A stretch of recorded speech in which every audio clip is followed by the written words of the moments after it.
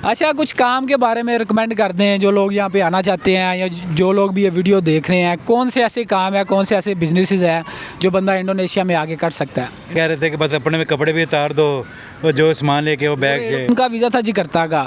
अगर ये चले जाते बाली पे, ओबियसली वहाँ पे इन्होंने फंस जाना था क्योंकि इनका वीज़ा जिकर्ता था। कुछ नहीं पता, उन्होंने पूछा कि क्या करना है, मैंने कहा जस्ट विज़िट करने आया हूँ।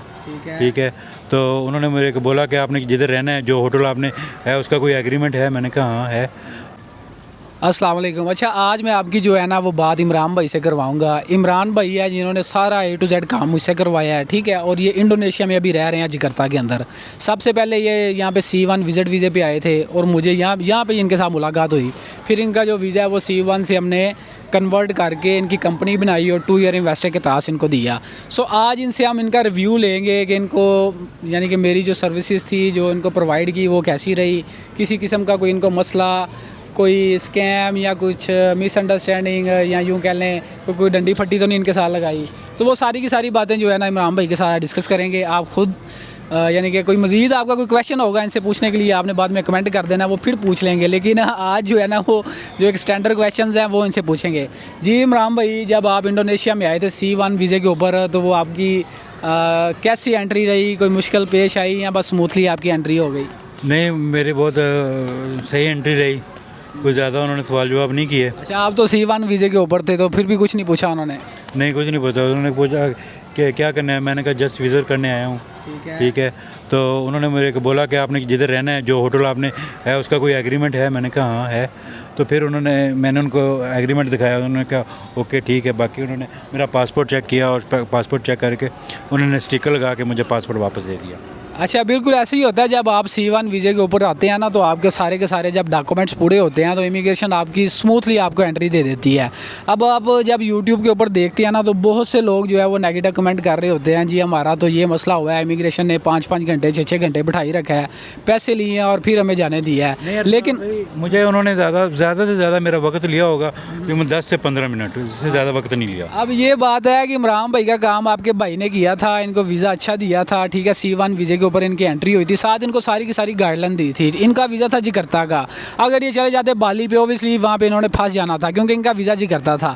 यही चीज़ है, कोई भी एजेंट जब अपने क्लाइंट को गाइड करता है ना कि भैया आपका जकार्ता का वीज़ा, आप जकार्ता में ही आए, और जकार्ता का आपको होटल बुकिंग या एग्रीमेंट बना के देता है उस प्लेस की जो उसने वीज़े के ऊपर उसकी जो लोकेशन डाली हुई है। फ़र्ज़ करें अगर इनकी जो होटल बुकिंग है वो डाल देता और इनके हाथ में एग्रीमेंट किसी अपार्टमेंट का दे देता। मैं आपको एक बात बताता हूँ, मेरे साथ एक और दोस्त था पाकिस्तान से, उसका जो वीज़े पे एड्रेस था वो किसी और जगह का था और जो उसने एग्रीमेंट बनाया हुआ था वो किसी और जगह का था।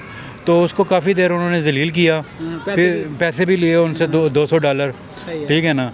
तो तकरीबन वो मेरे से तकरीबन 3-4 घंटे के बाद वो क्लियर हुआ एयरपोर्ट से। हाँ, बिल्कुल इसी तरह ही है। आप सबसे पहले अपना वीज़ा देखें, वीज़े के ऊपर जो आपके एजेंट ने आपको एड्रेस दिया हुआ है, अगर उस एड्रेस की आपके पास होटल बुकिंग है या उस सेम एड्रेस की आपके पास एग्रीमेंट है तो फिर आपकी एंट्री जो है ना स्मूथली होगी। अच्छा, आप इनसे पूछ लेंगे या C1 के ऊपर आ गए और फिर आगे इनका किस तरह हमने इनका जो है ना वो नेक्स्ट प्रोसीजर किया। अच्छा इमरान भाई, जब आप C1 वीज़े पर इधर आ गए, कितने दिन के बाद आपने जो कंपनी हमारे हैंड ओवर की, ठीक है, और कितने दिन में जो हमने आपको 2 ईयर इन्वेस्टर के पास दिया, कितने दिन में आपको निकाल के दे दिया था? इसी दौरान जितनी देर यानी कि मैंने आपका जितने दिन में प्रोसेस किया है, कोई मेरी वजह से आपको कोई कंप्लेन आई हो या कोई ऐसी चीज़ जो मैंने आपको पहले ना बताई हो और बाद में आपको एक्स्ट्रा उसमें पैसे आपको बताए होंगे, यार ये काम आपका होना है और इसके एक्स्ट्रा पैसे लगेंगे, ये सारे का सारा जो है ना गाइड करें। अरसलान भाई ने मुझे 1 हफ़्ते का टाइम दिया था कंपनी का पहले, इन्होंने बोला कि 1 हफ़्ते के अंदर कंपनी देंगे, मगर इन्होंने मुझे 4 दिन के अंदर कंपनी दे दी थी।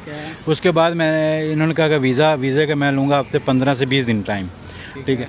मगर वो भी तकरीबन 15 दिन के अंदर मेरा वीज़ा इधर इन्होंने मुझे दे दिया था, ठीक है ना। तास लग गया था मेरा 15, बिल्कुल इसी टोटल मेरा तकरीबन मैक्सिमम टाइम लगा है 20 दिन के राउंड बाउंड। बिल्कुल इसी तरह ही है। जो इंडोनेशिया के अंदर अगर आपने कंपनी ओपन करनी है ना तो मोस्टली जो हम टाइम लेते हैं वो लेते हैं तकरीबन 1 वीक का हम टाइम लेते हैं, लेकिन जो काम हो जाता है वो 4 दिन 3 दिन या सम टाइम सेम डे में भी हो जाता है। जो आपकी कंपनी है वो सेम डे में भी खुल जाती है, लेकिन उसके जो डॉक्यूमेंट्स होते हैं, जो पेचीदा डॉक्यूमेंट्स होते हैं, वो विदिन 3 डेज़ आते हैं लाजमी, ठीक है, 2 से 3 दिन लाजमी लग जाते हैं। लेकिन जो एजेंट आपको सेम डेज़ में खोल के दे देते हैं वो आपको डॉक्यूमेंट्स आपके कंप्लीट नहीं कर रहे होते। जैसे कि आपका लाइसेंस है वो मस्ट भी आपको 24 आवर्स के लिए चाहिए होते। लेकिन बात करने का मकसद ये है कि एक दिन के अंदर आपका प्रोसेस हो जाता है, लेकिन जो आपके कोई पेचीदा डॉक्यूमेंट्स हैं जो इतने ज़रूरी नहीं होते लेकिन फिर भी वो वर्थेबल होते हैं, वो आपको 2 दिन के अंदर अंदर वो इशू हो जाते हैं। लेकिन क्लाइंट से हमारी मजबूरी होती है कि एक दिन का टाइम लेना। बकाया जो वीज़ा है, वीज़ा जिस तरह इन्होंने बताया है कि वीज़ा जो है ना आपका विदिन 15 डेज़ आ जाता है। 15 दिन का हम टाइम लेते हैं, लेकिन ज़्यादा से ज़्यादा भी दिन लगे तो तकरीबन 10 वर्किंग डेज़ के अंदर अंदर आपका वीज़ा आ जाता है। सो इमरान भाई से पूछते हैं कि जब आप इधर आए कितने दिन के अंदर इन्होंने अप्लाई किया, यानी कि इधर आने के बाद कितने दिन बाद इन्होंने अप्लाई किया था? मैं इधर आने के तकरीबन 10 से 15 दिन के बाद अप्लाई किया था। पहले तो मुझे एजेंट बहुत मिले, अच्छा। उन्होंने अपने अपने रेट दिए। वो कोई प्राइस के बारे में बताया ना, कितनी प्राइस आपका नॉर्मली हासिल होगी? वो मुझे कुछ कह रहे थे $3,000, कोई $3,500, कोई तकरीबन $2,700 इस तरह। मगर अरसलान भाई का तो बहुत ही सबसे कम है जी। जो $3,000 कह रहा था उसमें तकरीबन 2 वीज़े और 1 कंपनी। इसी तरह ही है बिल्कुल। जब आप इंडोनेशिया में आते हैं ना तो बहुत से एजेंट आपको बहुत हैवी प्राइस देते हैं, यूँ कह लें। सो आपने उन एजेंटों से बचना है जो आपको एक दफ़ा भी, यानी कि एक दफ़ा ही आपको लाल करने पे थोड़े होते हैं ना। सो यही चीज़ है, जैसे इमरान भाई ने आपको बताया है कि जो बहुत से क्लाइंट ऐसे मैंने देखे हैं या बहुत से दोस्त ऐसे मिले हैं कि उन्होंने इतनी इतनी महंगी कंपनी और वीज़ा बनाया होता है जिसके अंदर 2-2 3-3 बंदों का काम हो जाता है, ठीक है। सो इमरान भाई आप क्या रिकमेंड करेंगे जो लोग ये वीडियो देख रहे हैं मेरी सर्विसेज के बारे में, उनको मुझसे काम करवाना चाहिए या नहीं करवाना चाहिए, ठीक है? और ऐसा कौन सा ऐसा काम है या कौन सी ऐसी चीज़ है जो मुझे मज़ीद बेहतर करनी चाहिए ताकि क्लाइंट जो है वो आपकी तरह स्मूथली इंडोनेशिया में आ जाए? अरसलान भाई ने बहुत, यानी जो टाइम लिया था उससे पहले मुझे सर कंपनी और वीज़ा मुझे क्लियर करके दिया। और मैंने देखा है इधर बहुत से एजेंट हैं, पैसे भी ज़्यादा ले लेते हैं और फिर उन कुछ डॉक्यूमेंट्स रख लेते हैं। वो डॉक्यूमेंट्स इमिग्रेशन से नहीं क्लियर हुआ, अब उनको एक्स्ट्रा फ़ीस देनी पड़ेगी, तो अभी 3 मिलियन लगेगा या 4 मिलियन लगेगा। तो इस तरह के बहुत फ्रॉड होते हैं। मगर अरसलान भाई ने जैसे कंपनी बने A to Z सारे डॉक्यूमेंट्स मुझे क्लियर करके दिए और मुझे वो क्या कहते हैं ID भी दी और पासवर्ड भी दिया मुझे, ठीक है ना। अब मैं अपनी ID और पासवर्ड यानी कि अच्छी तरह अपनी कंपनी को देख सकता हूँ, खुद सारा कुछ करता। अच्छा, जैसे ही आप कंपनी बनाते हैं ना तो कंपनी के साथ आपको आपके जो पोर्टल्स होते हैं ना उनकी एक्सेस भी चाहिए होती है। यानी कि अगर आपकी कंपनी बन गई इसका मतलब ये नहीं है कि अब आप बिल्कुल आज़ाद हो गए हैं। कंपनी बनाने के बाद आपने इसकी आफ्टर 3 मंथ्स यानी कि क्वार्टरली इसकी रिपोर्ट सबमिट करवानी होती है। उसके बाद आपने 1 साल के बाद आपने टैक्स रिटर्न जमा करवाना होता है, ठीक है। अगर आपके पास ये IDs वगैरह नहीं ना होगी, ठीक है, ये सारा काम इन IDs के थ्रू होना होता है। आपने टैक्स रिटर्न जमा करवानी है तो ये कोटेक्स का एक अकाउंट होता है, उसके थ्रू आपकी टैक्स रिटर्न जमा होती है। अगर आपने एजेंट आपके जो एजेंट है उसने आपको नहीं दी तो ओबियसली फिर आपके उसके पास बाउंड है, वो आपसे 30,000 मांगे, 20,000 मांगे या 50,000 मांगे, आपको तो देना पड़ेगा। नहीं देंगे तो आपकी कंपनी जो है वो विदिन 1 ईयर वो ब्लैक लिस्ट हो जाएगी, ठीक है। अरसलान भाई एक और बात भी है, मैंने तो देखा है कि कुछ लोग वो रिटर्न जमा नहीं करवाते मगर क्लाइंट से वो पैसे ले लेते हैं 2-2 मिलियन, मगर आगे ज़ीरो की वो रिटर्न जमा करवा देते हैं। ये भी चीज़ बहुत इंपॉर्टेंट है, आपको बता दूं कि बहुत से लोग का एजेंट जो है ना वो आपकी देते नहीं है। वो जो एजेंट होते हैं कस्टमर को, और एजेंट को पता ही नहीं होता है कि वो हमारे टैक्स जमा हुए हैं या नहीं हुए, मगर जो जमा होते हैं वो ज़ीरो की वो रिटर्न जमा करवा देते हैं। इसी वजह से फिर जब हम आगे किसी और मुल्क का यानी कि वीज़ा अप्लाई करने जाते हैं ना तो वो जब कंपनी की वो प्रोफाइल चेक करते हैं वो कहते हैं तो इन्होंने तो इधर कुछ काम भी नहीं किया, इन्होंने तो टैक्स भी नहीं पे किया, तो हम इसको किस वजह से इनको वीज़ा दें। ये चीज़ है कि जब आप कंपनी है ना, ज़रूरी नहीं है कि आपने पहली दफ़ा जब आप अपनी रिटर्न जमा करवाते हैं या पहली दफ़ा आप अपनी LKPM रिपोर्ट जमा करवाते हैं वो तो नील करवा सकते हैं सिर्फ पहली दफ़ा। अगर आप फर्दर इसको लेकर चलेंगे नील तो सारा आपकी कंपनी जो है वो विदिन 1 ईयर वो ब्लैक लिस्ट हो जाएगी, ठीक है। पाकिस्तानी बैठा रहे फिर इधर आके क्या करना है, 7-8 लाख रुपया लगा के फिर इधर काम भी यानी कि वो कहते थे आगे भी नहीं निकल सके। ओबियसली जब आपने अब आपके डॉक्यूमेंट्स भी नहीं ना कंप्लीट होंगे, अगर आपने आगे जाना है, इधर बिजनेस नहीं करना और आगे भी आप नहीं जा सकते तो फिर बेहतर है बंदा पाकिस्तान में बैठा रहे। मोस्टली पीपल इधर तकरीबन 100 में से तकरीबन 70% लोग आगे जाने के लिए आते हैं, ठीक है ना। अगर हम कंपनी को मेंटेन नहीं रखेंगे तो फिर आगे कैसे जाएंगे। ठीक है ना। अरसलान भाई ने ये मुझे बिल्कुल यानी कि अच्छे मशवरे दिए थे, और एक एजेंडों वाली बात नहीं है इनमें, ये भाइयों वाली बात करते हैं। जो है ना 2-3 पॉइंट जो इन्होंने रेज़अप किए हैं वो बहुत बेहतरीन किए हैं। अब बात रही मेरी, मैं अगर किसी क्लाइंट का कोई भी काम करता हूँ, उसकी जो आईडीज़ वगैरह उसके हैंड ओवर कर लेता हूँ। कल को उसका दिल करे, उसने अपनी टैक्स रिटर्न अगर जमा करवानी है वो विया मी यानी कि मेरे थ्रू भी वो करवा सकते हैं।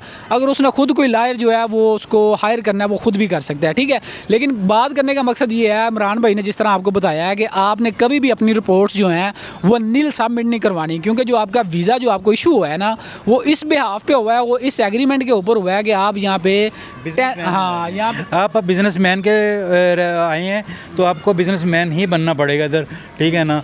क्योंकि आपको टैक्स जमा करवाएंगे, फिर आपकी कंपनी की रेपुटेशन अच्छी होगी, तो फिर एम्बेसियाँ आपको आगे भी यूरोप कंट्री के लिए बहुत इजी ही मौका मिल जाएगा, और वीज़ा भी बहुत आसानी से मिल जाएगा। हाँ, यही चीज़ है कि कम से कम आपने जो है ना, ज़रूरी नहीं है कि आप देखें LKPM रिपोर्ट्स है, सिर्फ आपने लायर को पैसे देने होते हैं, गवर्नमेंट को आपने कोई फ़ी नहीं पे करनी। कम से कम एक अच्छी रिपोर्ट बनाकर तो सबमिट करें ना कि सर मैं इतनी इन्वेस्टमेंट यहाँ पे लेके आया हूँ। कोई मुतलका डिपार्टमेंट आपको विजिट नहीं करने जाता, कोई वेरिफिकेशन नहीं करने जाता।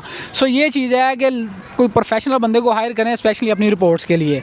अच्छा इमरान भाई, और कोई बात बताएं कि अगर आप देखें ना, मैं एक कंसल्टेंट हूँ, आपका मैंने काम किया है, तो कोई ऐसी चीज़ आपने देखी होगी जिसमें मुझे इम्प्रूवमेंट लानी चाहिए? अरसलान भाई, फ़िलहाल तो मुझे ऐसी कोई बात नज़र नहीं आई। अगर बात होगी तो इंशाल्लाह आपको ज़रूर बताऊंगा कि आप में ये कमी है, ये कमी भी दूर करें, सही है ना। अच्छा चले इंडोनेशिया के बारे में बताएं, इंडोनेशिया आपको कैसा लगा? इंडोनेशिया बहुत अच्छी कंट्री है, वेदर बहुत अच्छा है इधर का। तकरीबन में भी 25 से 30 डिग्री के दरमियान रहता है वेदर, यानी कि ठंडा मौसम है, हवाएं चलते रहती हैं। हाँ हवाएं चलती रहती हैं, आए दूसरे तीसरे दिन बारिशें होती हैं इधर, ठीक है ना। यानी कि फिर आप इसका मतलब है कि रिकमेंड कर रहे हैं लोगों को वो इंडोनेशिया में आए? हाँ इधर बहुत, हाँ इधर बिज़नेस के बहुत अच्छे मौके हैं, ठीक है ना। जिधर हम पाकिस्तान में तकरीबन 50 लाख लगा के और इनकम ढूंढते हैं, तकरीबन 2 लाख महीना आए तो नहीं आती, मगर इधर मैं जो करता हूँ, मैंने जो क्या कहते हैं किया है, आपका एक्सपीरियंस रहा है मेरा, वो यानी कि ये है कि बंदा अगर 20 से 25 लाख रुपए भी लगाए ना तो 2.5 से 3 लाख रुपया मंथली कमा सकता है। इंडोनेशिया में एक तो इधर मैंने देखा है कि होटल की बहुत डिमांड है, ये पाकिस्तानी खानों को बहुत ज़्यादा लाइक करते हैं, ठीक है ना। एक तो होटल होने चाहिए, फिर इनका यानी कि स्टोर होने चाहिए पाकिस्तानी, यानी कि ग्रोसरी के, यानी कि जो दालें शालें हैं वो वैसा स्टोर होना चाहिए।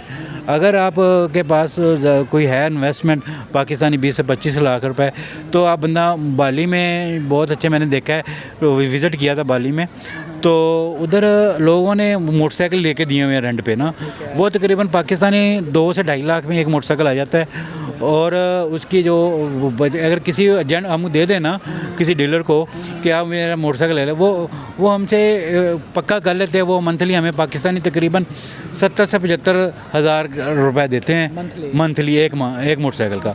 तो बंदा 4-5 मोटरसाइकिल लेके ये भी देते तो तकरीबन 4-5 लाख रुपए बचत आती है मंथली। जी जी, ये जो आइडिया इमरान भाई ने बताया ना, ये बेहतरीन है, लेकिन ये है कि ये बाली के अंदर आपने करना है। बाली एक टूरिज़म प्लेस है, बहुत से लोग वहाँ पे टूरिज़म के मामले में आते हैं, तो अपने घर से तो कोई भी गाड़ियाँ नहीं लेके आता, इसलिए इधर आके 1-2 दिन के लिए उन्होंने रहना होता है, तो आपकी बाइक्स वो रेंट आउट करेंगे, ठीक है। और फिर उसकी अच्छी खासी इनकम है, यानी कि 2 लाख में आपको बाइक मिल जाती है। पर डे जो है ना वो इंडोनेशियन जो 1.5 लाख रुपये है IDR, ठीक है। IDR की ये सारी बात कर रहे हैं, यानी कि पाकिस्तानी आपको यूँ कह लें कि अगर पाकिस्तानी 2 लाख की आपको बाइक मिलेगी, जब आप इधर रेंट पे देंगे ना तो 2500 जो उसका मंथली जो रेंट है ना, वो पाकिस्तानी 70 से 75 हज़ार रुपये पड़ेगा। यानी कि पर डे जो है ना वो 1.5 लाख रुपये इंडोनेशियन, जब आप उसको मंथली ले जाते हैं तो वो तकरीबन 70 से 75 हज़ार रुपया एक बाइक के पीछे आपको जो है ना मंथली इनकम मिलेगी। अगर हम किसी क्या कहते होते हैं वो एजेंट को वो यानी कि देते हैं मोटरसाइकिल, ठीक है ना, तो वो उसके साथ हम एग्रीमेंट कर लेते हैं साल का। मैंने उस देखा है, वो मेरे एक दोस्त है, उसने साल को उसके साथ एग्रीमेंट किया हुआ है, और उसकी पेमेंट बैंक टू बैंक आती है। सही है ना। तो उसमें ये है कि उसमें इंश्योरेंस और या जो टैक्स वगैरह है वो बंदे ने खुद जमा करवाने होते हैं वो साल के, ठीक है ना। और बाकी जो मोटरसाइकिल का ऑयल चेंज करना होता है, या टायर फट जाता है, या कोई और भी छोटा मोटा नुकसान हो जाता है, वो जो आदमी जो एजेंट है वो ही सारा। अच्छा इमरान भाई, अगर किसी बंदे ने ये काम करना हो तो क्या आप उसको गाइडेंस या उसकी हेल्प कर सकते हैं, अगर आपका नंबर नीचे दे दिया जाए तो? हाँ इंशाल्लाह ज़रूर करूँगा। इसमें बहुत ज़्यादा मैंने देखा बाली में बहुत ज़्यादा यानी कि काम चल रहा है। और इधर एक नज़दीकी है एनजीओ है, इधर मुझे पता चला, एक दोस्त बताया था, इधर बगौर में कोई एनजीओ है, उधर वो एनजीओ भी मोटरसाइकिल लेती है।